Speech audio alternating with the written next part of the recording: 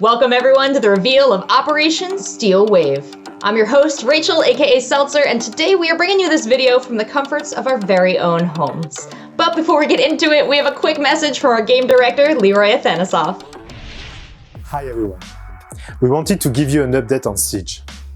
Just like everybody else, we had to adapt to the strange situation we are all in. And those past weeks, we had to face a lot of human and technical challenges. Good news is, we overcame almost all of them, and we are going to deliver to you a new kick-ass season. However, with this new reality, we had to make tough decisions. We were extremely excited to bring to you the match replay and the new ping system that we showed you at SI. But we had to postpone the release of those features to focus on secure our testing capacities for the season. Don't worry, we are still going to deliver those features for year 5. We just needed to adapt our calendar. And now, let's dive deep into this exciting season that this incredible dev team managed to pull off despite all of this madness. Siege team, best team. Thank you so much, Leroy, for that message. Like Leroy said, the devs at Rainbow Six have been working very hard on building new things for players to enjoy with a focus on quality. That said, the test server is going to be up for about a week longer than usual to make sure that we ship a clean season. Now, on to what everyone really wants to see. We've got Chris Waters and the team at Ubisoft News ready to introduce you to Ace, Malusi, and that brand new house rework.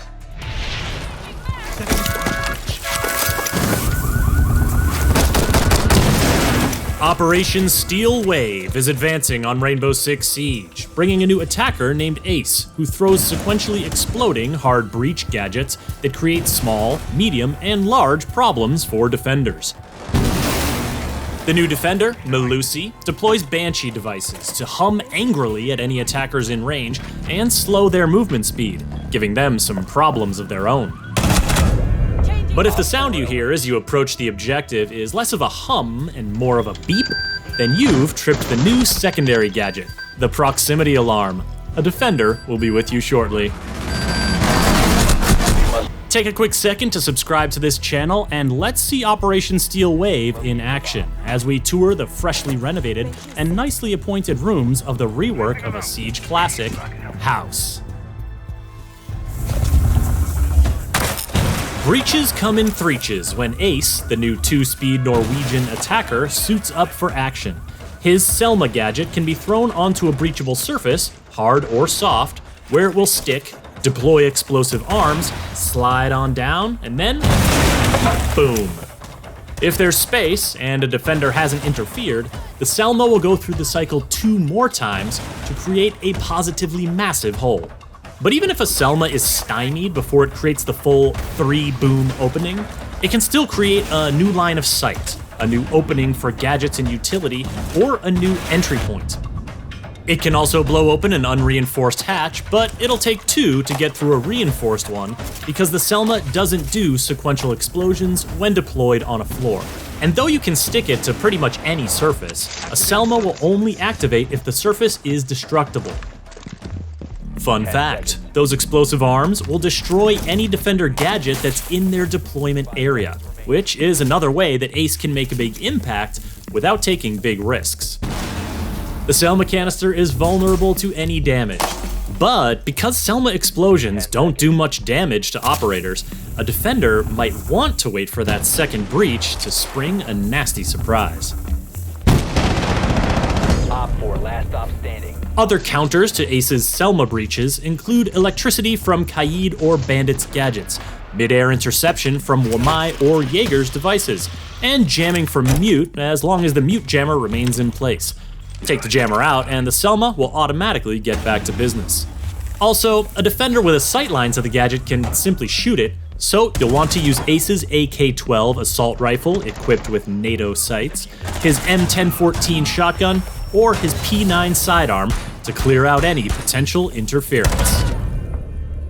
Interference. Well, that's the new South African defender Malusi's middle name.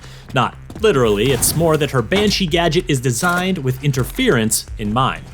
Deployable on vertical and horizontal surfaces, the Banshee emits a loud buzzing noise whenever an attacker steps into its substantial radius and line of sight. In addition to alerting anyone nearby of the attacker's presence, the Banshee also slows down the attacker's movement, and the effect gets more powerful the closer they get to the device.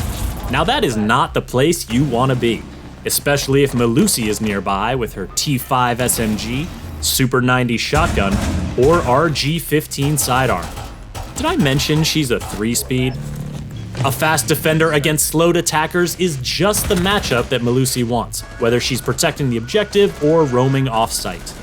Note that her Banshee device only slows attacker movement, not their aim, so bold attackers might step into the Banshee radius on purpose to lure Melusi out for a duel. Otherwise, they'll need to take another route, or find a way to destroy the Banshee. Explosives work, so Ashe, Zofia, and Kali are strong counters to Melusi's influence. A melee hit is effective too, but you'll want the assistance of Twitch or Thatcher to temporarily turn the thing off so you can get close, or you could just ask Finka for a boost. The new operators, Ace and Melusi, will be exclusively available to Year 5 pass holders for the first week when Operation Steel Wave launches, and after 7 days, will be available for anyone to purchase with Renown or R6 credits. To keep up with the latest plans for Year 5 of Rainbow Six Siege, subscribe to this channel and visit us at news.ubisoft.com. Friendly's victorious. Thank you guys. Now, at 6 Invitational, when we first told everyone about the remake of House, you went nuts, and that was just a glance. So to delve deeper into this casual rework, we have level designer Jeremy Dowsett down in his personal workshop with more information. House is one of the most beloved maps in Rainbow Six. It's something that you don't really want to mess around with the flavor too much. The map had problems, that's for sure. It was a little bit cluttered. We've brought it up to a higher standard. We've redone the destruction, we've redone the art, made it less cluttered, moved the walls around, added extra stairs. It's still House. You know, it's 4 years later, they've had another kid and they've put an extension on the house, you know. They upgraded. Even though it's not competitive, it is a casual rework, and we can't say the word casual enough. It is a casual rework. That doesn't mean we've still not gone through and balanced the bomb sites we have. The major difference is at the back of the house there's 4 new rooms, first floor and second floor. First floor you have music room and TV room. Upstairs you have reading and kids playroom. So what you've got there is 4 new rooms, new bomb sites, and you actually have a set of stairs that goes down from the reading room down actually into a little annex right next to the TV room. The people that play the classic bomb site down in the basement is they're going to notice that we've closed one of the garage doors. There's now no longer an open driveway, so you can't just plant and run back and then cover the plant when someone tries to defuse. We've gated it and we've walled it, so you have a limited space. We've also gone through and added line of sight floors. You know, you can defend the garage from upstairs. The layout upstairs hasn't changed too much. Obviously construction isn't construction anymore. There's a small walk-in closet there. We've also added, and this is probably quite big for many people, in the lobby on the second floor going across the back where you have the stairs that come up. On the opposite side there's a breakable wall that goes to bathroom. There is a corridor that goes between those two things, aiding in the rotation across the entire floor. They still only have 1 bathroom, which is strange. They put in a TV room and a music room, but they didn't put in another toilet. So, you know, but they definitely did an upgrade to the treehouse. You know, now there's a slide. Whoever built that slide would get sued because it's basically a vertical drop. You put a 5-year-old down it, they're not coming out without a broken arm. We're working quite hard to make sure that Rainbow stays fresh, and we don't want to break the maps that people love. We want to refresh them so people have fun playing them again, and we want the game's longevity to, as we've always said, last for 10 years. So we're updating the maps to make sure we last for 10 years.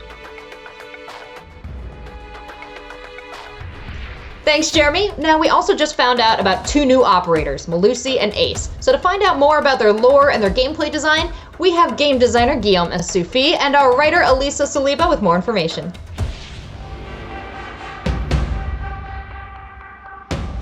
Ace is our new attacker this season, and it's a new hard breacher. We wanted to bring more options for this specific utility that is really important. But what we really wanted to address, because it was something that we knew back when we conceived Ace will be a need in the meta, and it's actually a need in the current meta, is utility clearing. So that's why pretty much everything in Ace's gadget can destroy any gadget. So that's really something that we wanted to bring to Ace. You can use it, of course, to open things, but also to destroy and clear any utility the defense might have. So with Ace, we wanted to introduce easy to play and hard to master, of course, hard breaching. And we wanted to add on that easy to counter hard breaching. Since it's a sequence, you can counter it while it's going on. There are new, more exotic counters that can shine because of the timing of the full opening. So, for example, a Modzi, if you take a Twitch drone, you can return the drone against the attack by destroying the gadget. And of course, you have the classic Bandit and Cade with electricity, because basically electricity can destroy the main gadget, the one that goes down, and the explosive, but only if it touches the canister. If it doesn't touch the canister, but only the arms, the explosion will occur. So that's, you have to be more precise, let's say, in your Bandit or with your Cade trick. So basically, you can counter 1/3 of the sequence or 2/3 of the sequence. That can be actually used in both sides. For example, in attack, you can use that to combine with a Capital or a Nomad, a Gridlock, frags. As defender, you can use it to impact trick the next openings. You can throw a C4 to try and kill some attackers on the other side. So that's kind of a dialogue between the two sides that is opened thanks to the gadget. Even in the defense, since the explosion is not non-threatening to your life, it does only 5 damage or so. You can just play, I saw that on PlayStation, that was hilarious. You can just play behind the opening wall, wait for one layer to explode, and then just surprise and kill everyone because you can be near the wall. It won't do that much damage. So the new rhythm of this explosion allows a lot of gameplay around it, actually. So for primary weapons, Ace is equipped with the AK-12 with sights that we change from Russian sights to NATO sights, including, of course, the ACOG. That's a weapon that we really think is good in terms of power balance and is quite reliable and that people love. And we wanted to give it to the brand new Archer. As an alternative option, you can choose the M1014, which is the FBI shotgun. Also, as a secondary, you have one shot, which is the P9. As for the secondary gadget, because Ace couldn't breach enough, we gave him the breach charges, and the choice is with the smoke grenades. So Ace, or Horord Hogland, comes from Norway. He was born in a small historic village and always dreamed of something bigger, which led to him enrolling in medical school. Ace is more a man of action, however, so he opted for paramedic training rather than completing his medical degree. Ace loves positive publicity. He can be arrogant and brash. However, he can also work closely with his teammates, and he won't hesitate to jump into dangerous situations. He likes to control how others perceive him, and he really likes to look good. So Ace actually joins Rainbow as part of Night Haven. While in Somalia, as a part of a joint UN operation, Ace's impulsive nature put him in a situation where he was able to save Callie's life. So one of the interesting things about Ace's gadget is that it can almost be seen as a rescue gadget. If you need to get somewhere with the least amount of damage structurally and to those around you, this is what you're going to use. Our new defender is called Melusi. She is our South African operator, and her gadget main purpose is to slow down the attack and pacing the round, and also to warn the defense when an attacker enters a specific zone. So Melusi was meant to be like an hybrid defender. So basically she can be played both as a roamer or as an anchor. She's a 3-speed, 1 armor, something that we didn't bring in defense for a long time now. Primary weapons are the T5 SMG, so the SMG that Legion have. And also she has a choice with the Super 90, which is the shotgun that Frost has. As for the secondary, she has the RG-15, which is the Polish operator handgun. And as for secondary gadgets, she has impact grenades or deployable shield. One of the main design intention was pacing the round. So of course she slows down one specific playstyle, which is the entry fraggers. She can also counter Nuke, and she's quite a strong counter against Nuke. And same goes for Yana, because basically if the Banshee detects a Yana hologram, it won't activate because it's an hologram, it's not the real Yana. As the gadget itself, compared to Clash, for example, doesn't do damage, it combines really well with damage-inducing gadget, for example, Legion. Same goes for Smoke, same goes for Goyo. Those, like I said, damage-inducing gadget in a zone. You can combine the zone to have a slowing, deadly zone. Of course, it works well with any roamers since it's an alarm. Same goes for the anchor. Again, you can protect your back while watching another line, so you can pretty much watch 2 lines by yourself using Melus's gadget. When you drone, you pretty much have to see it because it's so big. We did not want to hide it. The main effect it has on attack is not as strong as a trap either. And even the slowdown, the maximum one, is equal to a barbed wire. So the slowing down effect is bearable. We wanted an utility that allows the attacker, even if affected, to be fighting the defense. And last but not least, her gadget being automatic, it's an utility that survives her, and that's really something that we like. So our operator Tentiwe Ndlovu, aka Melusi, is from Louisburg, South Africa. She grew up near the Itala Game Reserve and has an appreciation and respect for the lives of the animals there. She's focused on anti-poaching initiatives and uses the expertise she gained in the South African National Defense Force, not only to personally assist with preservation efforts, but to guide and train others as a field ranger. Well, just from looking at Melusi, you can see her strength and practicality. She's dressed as a Game Reserve field ranger. She carries what she needs on her, from wire cutters to weapons. It's very important that her movements aren't restricted. She can move silently and camouflage when necessary. She's not only a soldier, she's a warden, so she watches, she defends, and she gets the job done. Thanks for the info, Guillaume and Elisa, but we are not done yet. We're very excited to talk about some more features riding in on the Steel Wave. Firstly, we're making a couple changes to Ranked. Players are going to need to be level 50 to play on the Ranked playlist. This should mitigate some of the cheating and smurfing you see in ranked games. We're also instituting a 100 game minimum for Champions Ranked. Players are going to need to complete at least 100 games to be ranked among our Steam champions. To discuss some even more exciting features coming to Operation Steel Wave, we have 2 developers from our Barcelona studio who do a ton of work on the game. We've got Iban Nadal with another update to ranked play, and we've got Lucas Ratz on a new secondary gadget and a tweak to Amaru for us.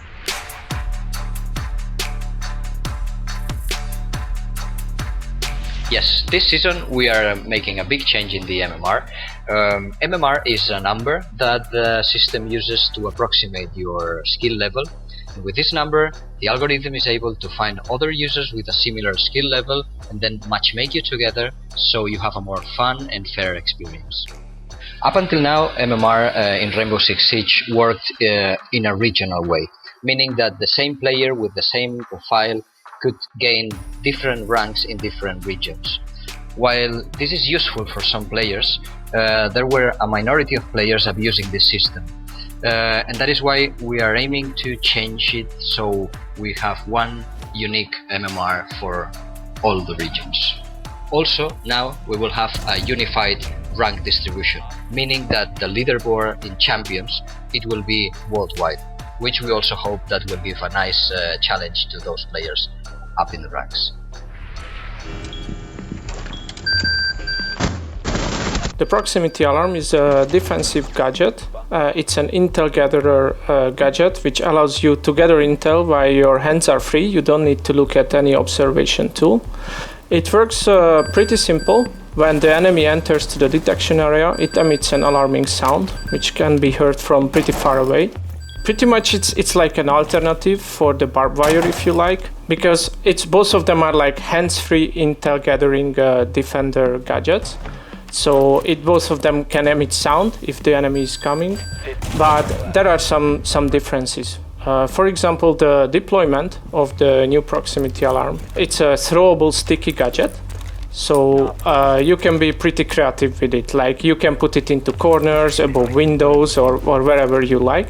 It's shootable, so it's harder to find it, but once you know where it is, you can just shoot it very easily. We would like to see both the anchoring style players trying it out and also the roamers, what they can do with some more intel. We would like to see both, and we are giving it to both type of operators.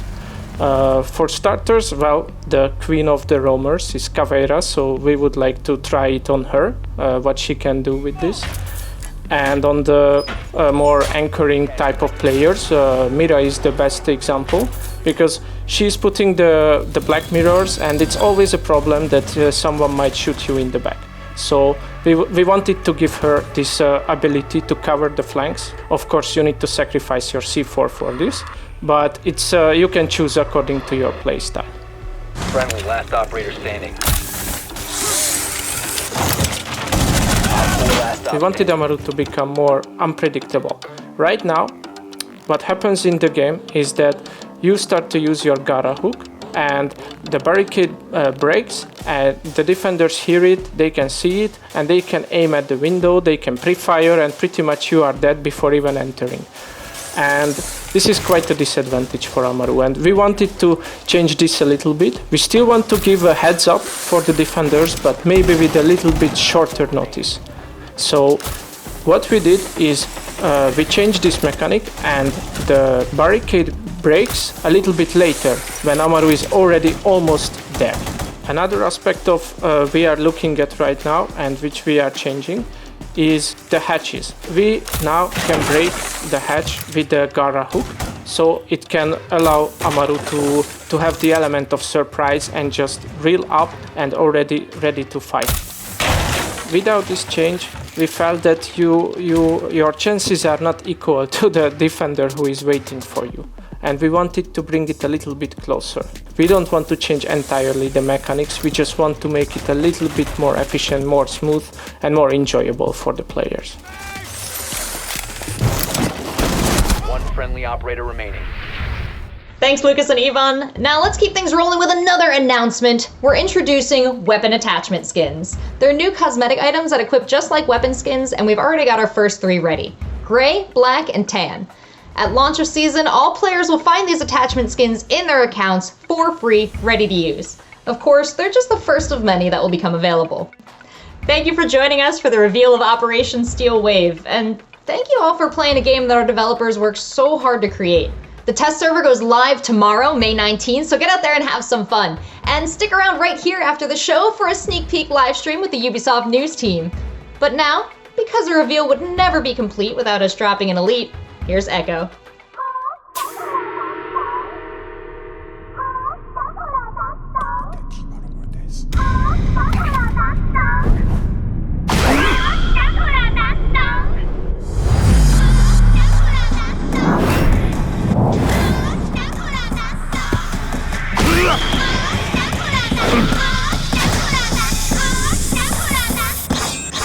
Attention.